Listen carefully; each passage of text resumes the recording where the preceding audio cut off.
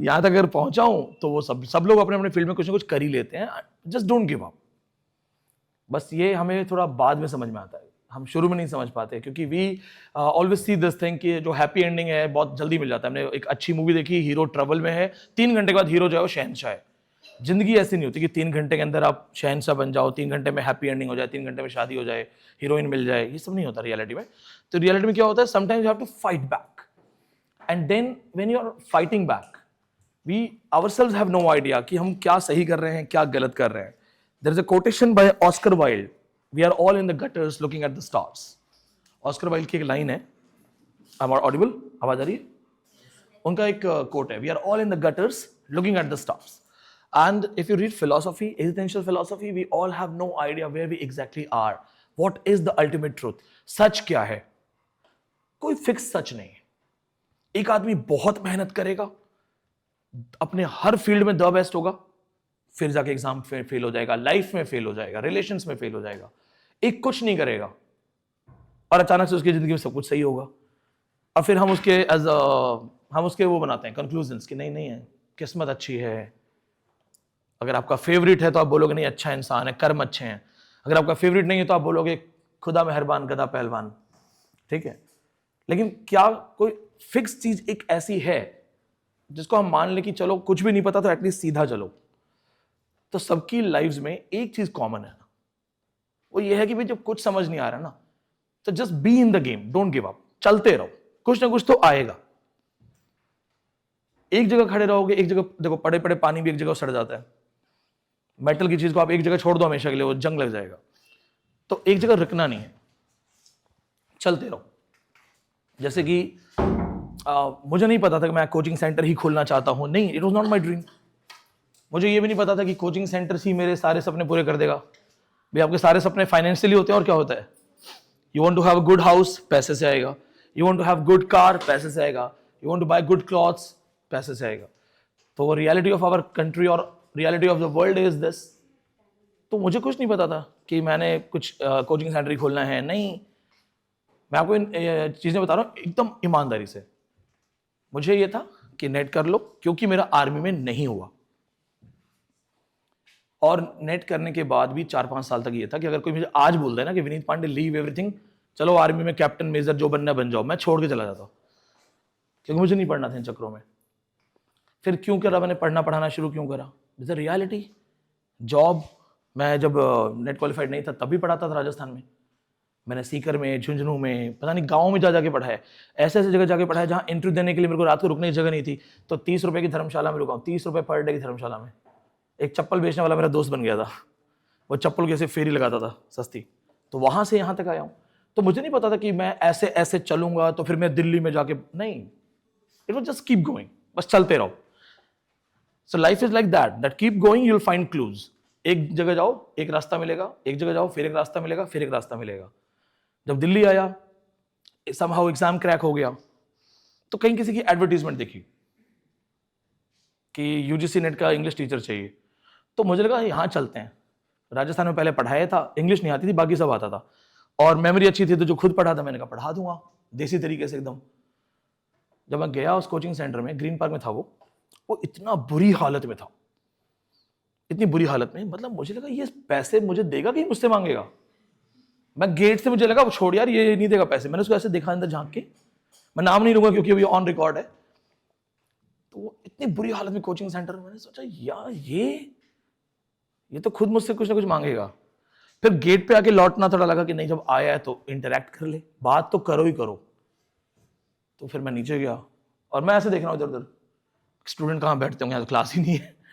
और मैं उसको देख रहा हूँ कि लग तो रहा नहीं, इसका जो अपना डेस्क था, उस आदमी का जो ओनर था, उसका इतना गंदा डेस्क ये सब था कि मुझे लगा फैमिली तो आती नहीं होगी यहाँ बात करने के लिए.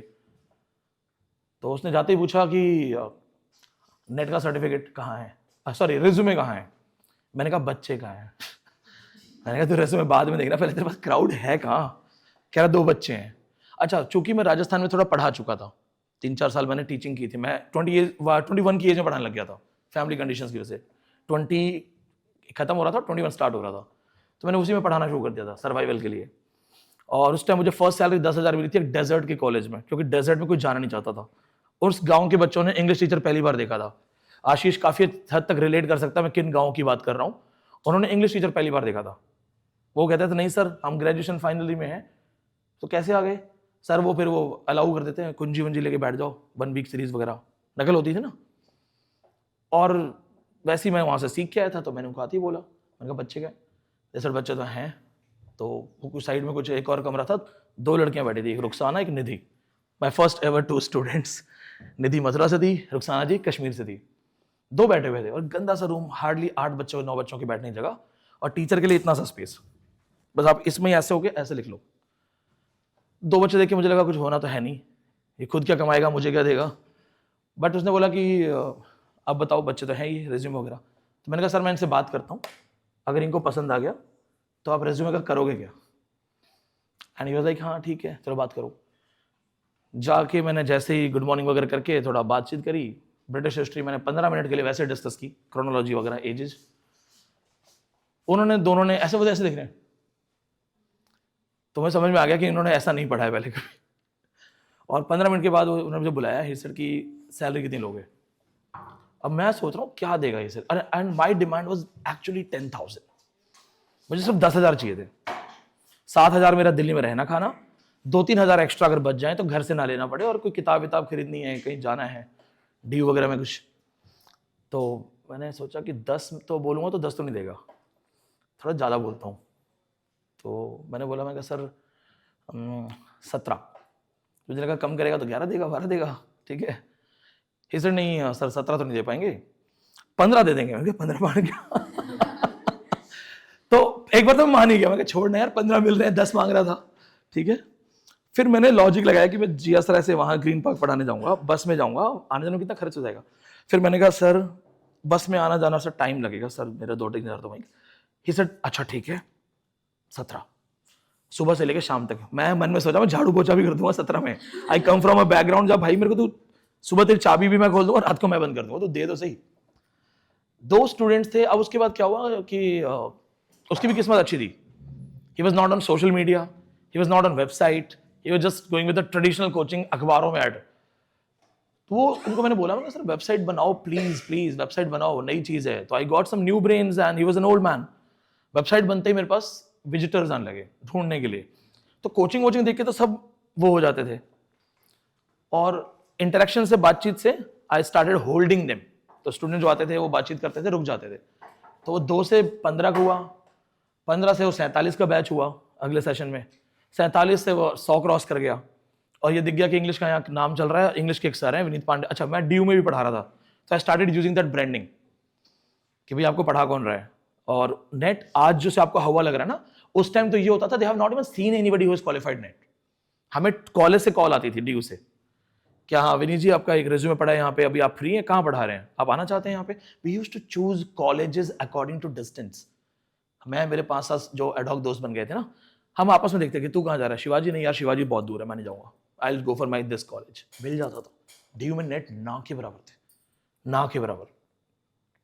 अब हुआ क्या उसके बाद वो बैच करते करते करते 200 पे चला गया। He was earning well, I was earning well. तो वो ऐसे ऐसे बस कोचिंग वोचिंग में आ गया, because I started getting recognitions, names, kept on qualifying again and again. JRF हो गया। JRF मैंने इसलिए थोड़ी दिया था कि मैं JRF करूंगा तो मेरे नाम और इज्जत बहुत बढ़ जाएगी, नहीं। It was a fight within that I deserve JRF. आप में से बहुत ऐसे हैं जो नेट क्वालिफाइड है, आपको अंदर से पता होता है I can crack JRF। जब इतनी लड़ाई लड़ी ही है, इतनी फाइट करी है, तो नाम क्या कि JRF भी लग जाए। बहुत सारे टॉपर्स के इंटरव्यू देखो, 4-4 बार नेट क्वालिफाइड है, लेकिन लगातार लड़ रहे हैं JRF के लिए। तो मेरा भी वही था कि जब इतना पढ़ाई है, इतने एफर्ट लगाए हैं, तो JRF भी कर लेते हैं। और मैंने वो दूसरे ही अटेम्प्ट में JRF निकाल दिया, एंड आई स्टडीड एवरीथिंग। वो कोचिंग के लिए भी काम आ गया, ब्रांडिंग में, ड्यू के साथ JRF की ब्रांडिंग। और वो स्टेप बाय स्टेप बस एक्सीलेंसी के पीछे पड़ गया मैं। मुझे था कि मुझे, लोग कहते हैं ना इंग्लिश का नेट टफेस्ट है, मैं इसको इतनी बार क्रैक करूंगा, लोगों के दिमाग में हो जाएगा कि if you have a right strategy crack होगा। अब वो एक छोटा सा मिशन था खुद के लिए, I have to be the best. There is a mountaineer, I'm just missing his name. वो माउंट एवरेस्ट कई बार चढ़ चुके हैं, he is a foreigner। उनसे एक क्वेश्चन पूछा कि why do you climb Everest again and again? हो गया ना एक बार, 2 बार, 3 बार। He said because it's there। तो जब भी मुझे लगता है कि मुझे कुछ चैलेंज कर रहा है, I go and attempt। 6 net के बाद मैंने छोड़ दिया एग्जाम देना, छोड़ो यार बहुत हो गया, कुछ और करेंगे। सिलेबस चेंज हो गया। सिलेबस चेंज होते ही समवन पोक्ड मी, अरे पुराने पैटर्न में तो कोई भी नेट कर सकता है, अब दम है तो करके दिखाओ। चल ठीक है, बात सही है यार, let me test myself. तो सिर्फ एक रीजन है, कारक है मुझे प्रमोट करने के लिए, पर बात तो सही है ना। नए पैटर्न में if I have to teach my students, can I just give them a confidence that yes see I am cracking it again, start it again. पर बहुत सारे बच्चे जो है वो कहते हैं बार बार एग्जाम देने से एक सीट चली जाती है, आप किसी का हक मार लेते हैं, वो मिसगाइडेड है। अगर मुझे किसी की सीट खराब करनी हो तो मैं आरपीएससी भी क्रैक करके दिखा सकता हूँ, इंटरव्यू जाके इंटरव्यू में सेलेक्ट होकर फिर छोड़ सकता हूँ कि नहीं चाहिए। एचपीएससी में बैठ सकता हूँ, हरियाणा पब्लिक सर्विस कमीशन, जहां फिक्स है कि 613 सीट्स हैं इंग्लिश की, मैं खुद को टेस्ट वहां भी कर सकता हूँ, प्री मेंस इंटरव्यू। और फिर इंटरव्यू में जब वो बोलेंगे चलो आ जाओ पढ़ाने के लिए, सेलेक्ट हो गए हो, मैं मना कर दूंगा नहीं सर नहीं जाना मुझे वहां, तब वो एक्चुअली एक सीट खराब हो जाएगी, क्योंकि काउंटेड है। नेट में कोई सीट फिक्स नहीं होती। 8,500 स्टूडेंट इंग्लिश पास करते हैं, आपको उन 8,500 में सिर्फ मेरे से थोड़ी सीट जाएगी आपकी, मेरे टॉपर्स भी सीट लेंगे। कोई भी कहता है ना मुझे कि आप मेरी सीट ले गए, मैं बोलता हूं मैं नहीं लूंगा, मेरे टॉपर्स लेके जाएंगे, क्योंकि वो मुझसे भी ज्यादा स्कोर करते हैं। आप में से कई ऐसे होंगे जो मुझसे भी ज्यादा अच्छा स्कोर करेंगे। तो ये जज्बा, ये कॉन्फिडेंस कहां से आ रहा है? Because I sit in exams. So मैं वो चैट जीपीटी से 4 क्वेश्चन लाके सॉल्व नहीं कराऊंगा आपके पास, मैं खुद बैठ के देखता हूं कि जिसको मैं जिम्मेदारी ले रहा हूं, if I tell you swim in the water there are no crocodiles, is it just a theory or I have done the practical? अगर सिर्फ थ्योरी है और मैंने 4 साल पहले पढ़ी है कि इसमें समुद्र में क्रोकोडाइल नहीं है, नदी में, और तुम गए और तुम्हें खा गया, तो क्यों ना मैं हर बार अपने आप को टेस्ट करता रहूं, ताकि हाँ आई नो, जब कोई बोले सर लिंग्विस्टिक का क्वेश्चन नहीं आता, I attempted that exam, sir phonetics में I was feeling dizzy, I attempted that exam, तो मुझे भी समझ में आता है बहुत कुछ। अब वो एक्सीलेंस के पीछे भाग रहा था मैं, मुझे तो नहीं पता था कि जितना ज्यादा एक्सीलेंस के पीछे भागूंगा उतना नेम फेम बन जाएगा, उतनी चीजें होंगी, एंड इट केम बैक। तो ऑल आई वांट टू से, कीप गोइंग। तुम्हें भी नहीं पता तुम क्या करने वाले हो। आप में से कई ऐसे होंगे जो एग्जाम निकालेंगे नेट एंड जेआरएफ और टीचिंग में नहीं आएंगे, नोट कर लो। ऐसे हैं आप में से कई जो एग्जाम निकालेंगे लेकिन लाइफ उनको कहीं और लेके जाएगी। मेरे से कई स्टूडेंट है वो फॉरेन कंट्रीज में सेटल्ड है, नेट जेआरएफ नहीं सर, अब तो कुछ और ही कर रहे हैं, कोई हस्बैंड की बिजनेस में हेल्प कर रहा है, कोई किसी और चीज में चला गया, कोई स्कूल टीचिंग में वैसे है। Foreign countries don't ask you net and JRF, they don't care. तो जिंदगी में क्या लिखा है। एक और स्टूडेंट हरियाणा से, उसका बहुत अच्छा फर्नीचर का कारखाना खोल लिया उसने, फैमिली बिजनेस था। उसने कहा सर नेट करके जितना कमाऊंगा ना कॉलेज में, उससे ज्यादा पापा का बिजनेस आगे ले जाता हूं, तो वो कर लिया। तो ये नहीं है कि नेट एंड जेआरएफ करके तुम्हें टीचिंग में ही जाना वही तुम्हारी लाइफ फिक्स है, नहीं, कुछ नहीं पता कल क्या होने वाला है।